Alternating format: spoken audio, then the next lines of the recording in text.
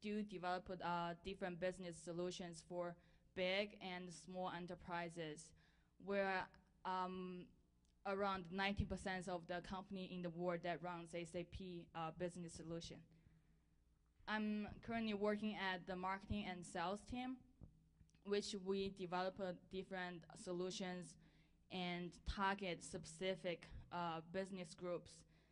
And this makes me think maybe only in the future, if they can more focus on one point, say their academic, because it's a college prep school and the academic here is great, it's excellent.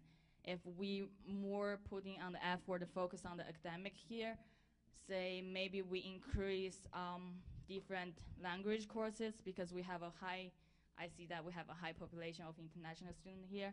If we do more like a study abroad or exchange programs with other sister schools in different countries, that might expand students' horizon at Olney Friends School. And I think it's a good way for them that in their life in the future, it will definitely give a benefit for them. Also, doing this study abroad exchange program or having add more different language courses here, it also could bring attention from worldwide, from other schools, say, such as in Asia, in Europe. We could having their students come to our school as well to learn how we study here, and if they like it, they might can spread out the word to their peers, so we can get more students here. That's kind of like exchange business. Yeah, that's pretty much it. Thanks.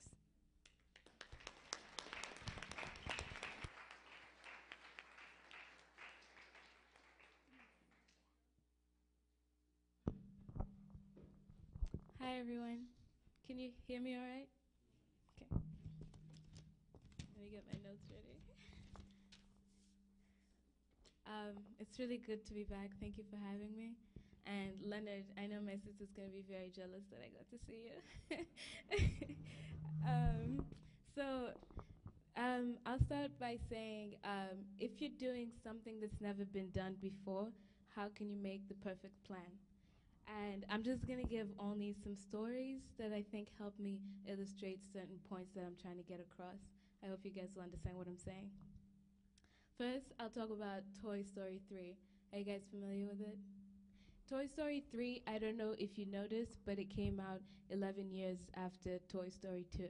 You'd think that's a very long time to come up with a sequel, or is that what it's called? Sequel, treacle? Treacles? It's a very long time nonetheless, and you can easily forget about a film that takes that long to follow up. But the reason Pixar took so long to follow up Toy Story 3 was because in the middle of doing the project, when they're near the phase of completion, they realized that the project was extremely subpar. They decided that we as Pixar don't release films like this. It's not good enough, and we're not going to let it hit the market. So they decided to take that extra time to add more final touches and to make sure the product was to the standards that they had set for themselves. Sorry. And what I can say to Olney is that set those standards and meet those standards or exceed those standards, and don't send out a product or a service until it meets those standards, because at the end of the day, that's the kind of brand you're sending out to the students, the families, the prospective students. And just so you know, Toy Story 3 ended up making more than the first two movies combined. My next story is about Walmart.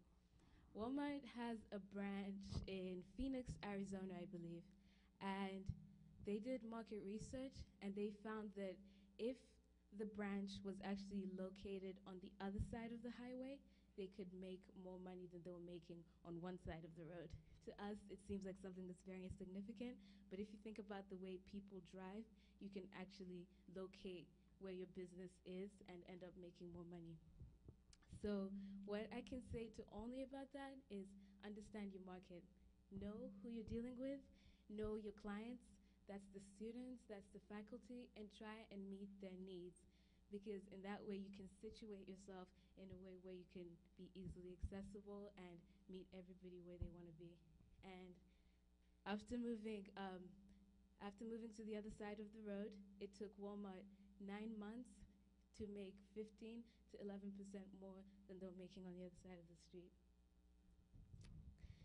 My next story is about Steve Jobs. You all know who Steve Jobs is? CEO of Apple. Everybody has an iTouch, iPad, everything. So Steve Jobs, as we all know, is a visionary. He's an excellent person. In the business world, we all look up to him. And as Lin and Cedrick, I'm sure, will echo, he's the example to every case study we do because Apple is a great company. In fact, when Steve Jobs announced that he had pancreatic cancer, the stock prices of Apple dropped. So the fact that one person can change the whole business is very significant, but I digress. So Steve Jobs wasn't always the great man he is. And he made a speech at Stanford for one of their commencements or graduations. I believe it was 2008. And he was telling them that he went through university, he didn't know what he was doing, he felt like it just wasn't the place for him. And I'm sure everybody has had an experience like that in their lives. And Olney as a school probably has or will go through something like that. And Steve Jobs decided, you know what, I'm not going to graduate. I don't know what I'm doing. Let me just take any classes that intrigue me. So he decided to take a calligraphy class. So Steve Jobs did. He took a calligraphy class. You all know what calligraphy is? Of course, it's tedious. It's very, very attention to detail based, and you have to be very careful. So Steve Jobs did that, and he graduated, and then he went off and he started Apple. And then one time, when they were working on the word processing aspect of Apple, they started to work on the fonts. And then he started to use the knowledge that he acquired from the calligraphy class. So anytime you decide to use Arial versus Times New Roman, you have to understand that a lot of work goes into deciding the space between the C's and so on and so forth. So what Olney can learn from that is that everything is a learning experience. Even if at the time it seems extremely insignificant or you don't even notice it, at one point or another you can use it to better yourself. And that's all I have to say about that.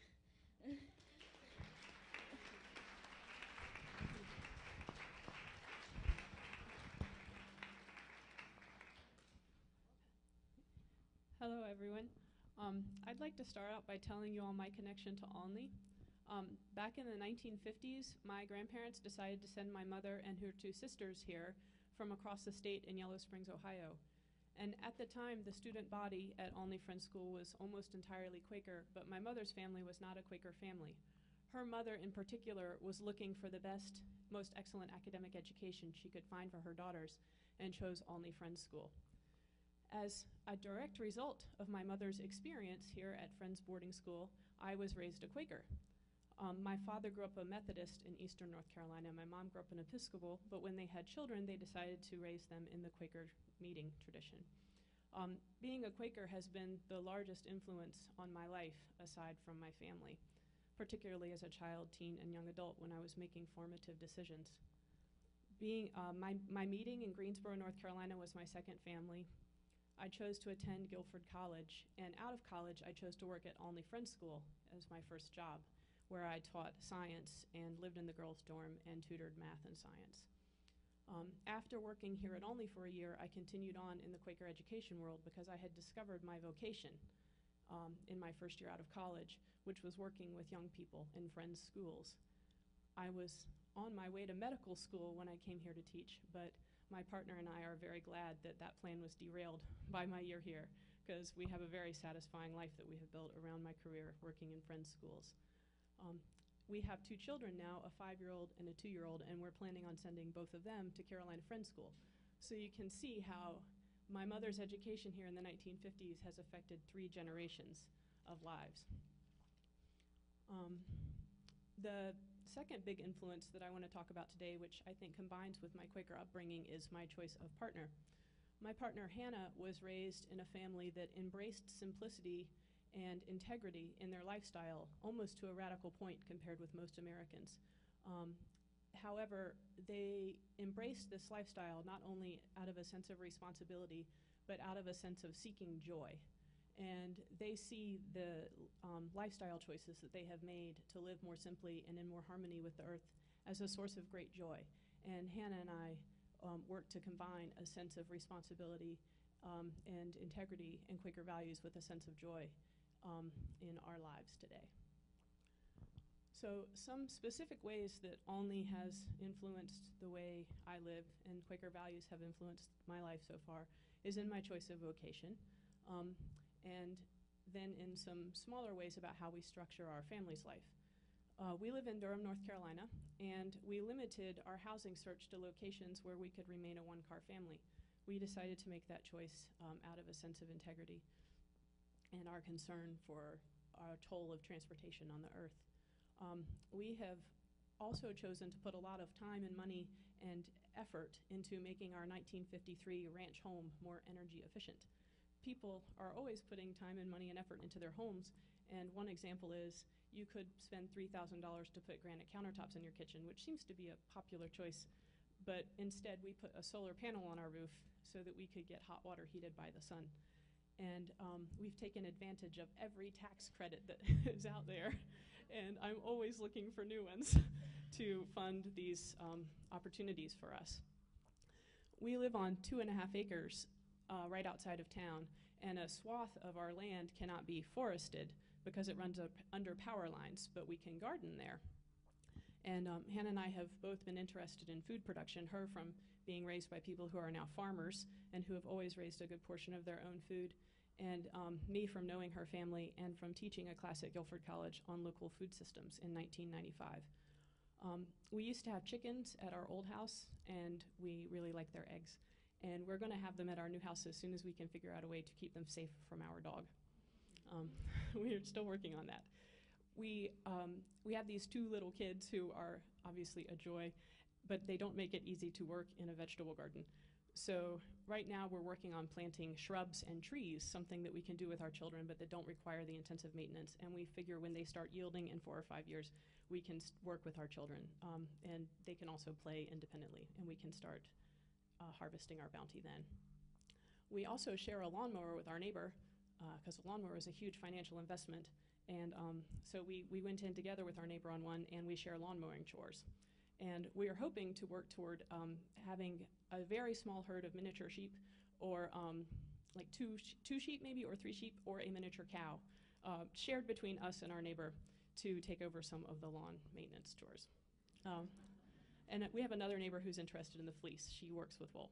So we're into sharing resources with our neighbors. So not many families live where we do with just 1 car. It's sort of a rare choice that we've made, but we've been living that way since 1997. And how we get around is we share rides. We often have to take time out of our schedule to drive each other, and that's really nice because we get more time together. And we also get driven around by our friends, which is nice because we get to be with our friends. We ride the bus. Hannah in particular really likes the bus. We're just 3 miles from the closest bus stop, and our kids love the bus. The most fun thing, though, is we have electric assist motors on our bicycles, and our batteries allow us to get up to a 15 to 20 mile range with very little effort on hills, which is the hard part of biking. And so we get to have a lot more fun, and we even invested a lot of money into a bike where I can carry both children on the bike. My daughter pedals with me, and my son rides in the back, and we have a trailer where we carry our stuff. So we go to friends' houses, to the farmer's market, to my work that way, and it's fun, and we're not using gasoline. We even turned down the offer, a very generous offer of a truck from my father, who was worried about us having 1 car because we thought it would hurt our lifestyle to have 2 cars. And we knew we would never go back to having 1 once we had 2. Quakers do tend to be hesitant to talk about money. I think it's very important for us to talk about money because it actually influences all of our decisions. And if we don't talk about it, we can't be held accountable for the ways it's influencing our decisions, and we can't share our ideas. Hannah and I participated in a Sabbath economics study group with 4 other couples last winter. Sabbath economics, the first book was written by Ched Myers. You have it in the library. And this is the biblical vision for Sabbath economics. We actually participated